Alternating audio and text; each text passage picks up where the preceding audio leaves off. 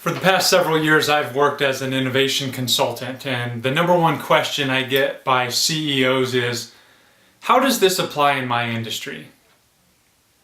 And my answer back to them usually is, I don't know. I frequently go into new industries, but I bring the same process that I use, and almost every time is not just great results, but just quantum leap in performance and results. The big thing is that the innovation process that I bring is a proven process. It will bring game-changing results, and if you're committed and the leader will try and the team will try, you'll be able to have tremendous results. Even those companies that know everything and have done everything, it's been really good. The second question that I get from CEOs is, what is the number one failure mode? And that's really an easy answer. The number one failure mode is a leader that doesn't engage, and that doesn't necessarily come from CEOs, but their executive teams as well. And quite simply, if the leader's not doing it, if the leader's not living it, it's not going to happen. And it has to be more than talking. It has to be doing. It has to be holding people accountable. And so the lesson in that is, you have to be the leader. You have to empower people to let them do what is right, and you have to hold them accountable for their actions.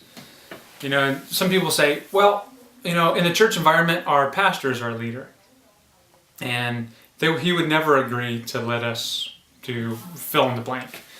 And is the pastor your leader because of the current church paradigm?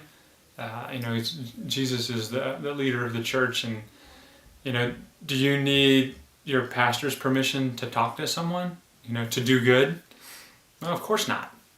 And so, as we're thinking about the term pastor, it really comes from a teacher or shepherd, and it's someone who's there to help you and to assist you. It's not someone who's there to lay a bunch of rules. So figure out what you can do as a person. Okay, Adam, what about a 2,000-year-old institution founded on the Bible and led by God? That's a great question. I'll ask you the same question that I would ask any executive team out there. Are you getting the results you want? And are you beating your competitors? Now, you may say, what results? Which I'd say, well, what are you measuring? And I can't tell you how many organizations that I've gone into where they're not measuring things, or they're actually measuring the wrong things. And the bottom line for us as the church is, how many disciples have we made? How many people have we led to become a believer in Jesus? This year? Last year?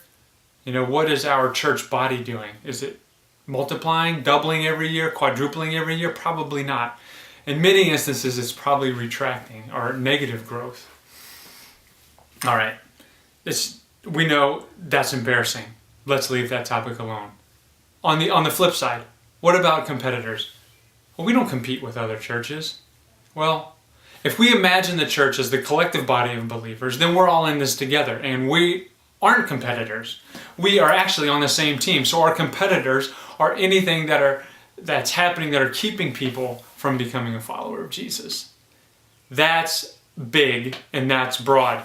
But then you may say, we could never compete then. Well, of course you can't compete. Not with the current model. You can't drag a person to a service, meet in a closed off building with a group of members trying to protect holiness and expect to change lives, expect to get believers. It just won't work.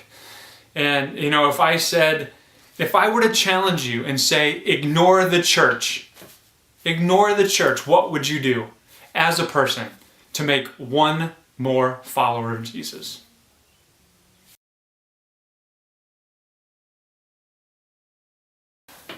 That's an interesting question, huh?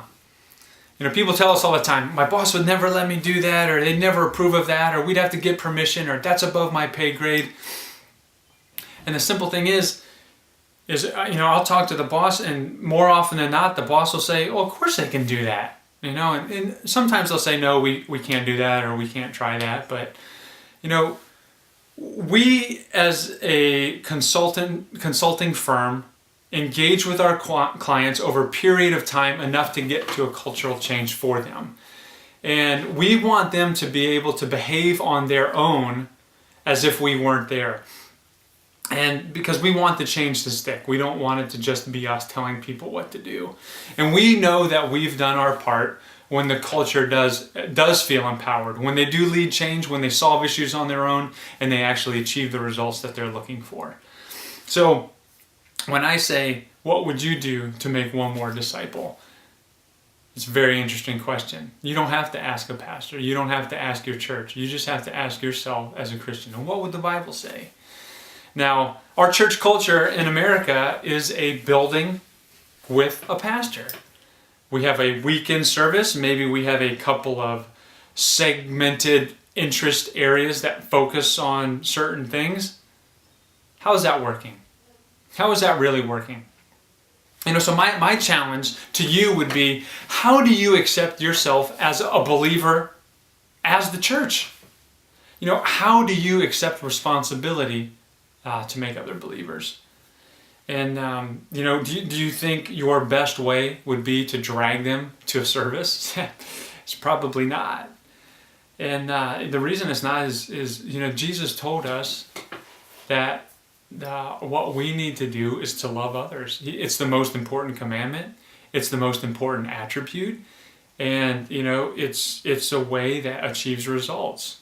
We have to love our way to converts. Now, that's a whole separate conversation. So this episode, I didn't introduce the innovation process to you. I just asked you a set of challenging questions and got you to think about things, hopefully a little differently. And, in the Bible, Jesus talks about the tree that doesn't produce fruit will be cut off and thrown into the fire.